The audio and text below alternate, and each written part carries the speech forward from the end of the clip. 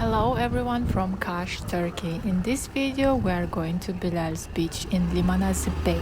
Limanagzi Bay described as one of the most beautiful bays of Kaş. The bay can only be reached in about 20 minutes by small boats, departing from the district center for 150 Turkish lira round trip per person. It's around $6. So you just get the round trip tickets, hop on a boat and just enjoy the ride.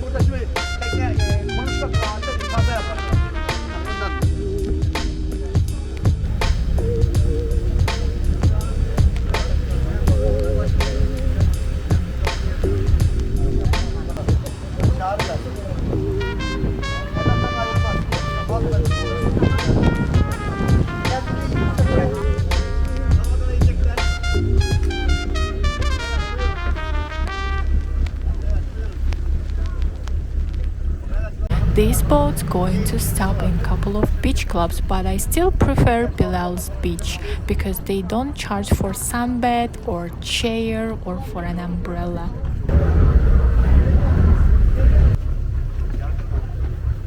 They don't charge any entrance fees as well, so you just have to spend 400 Turkish lira per person, which is $15, ordering foods and drinks. Prices are incredibly normal. They have changing cabins, shower, restroom, little cafe where you can enjoy your food, everything you need, peaceful, quiet and nice.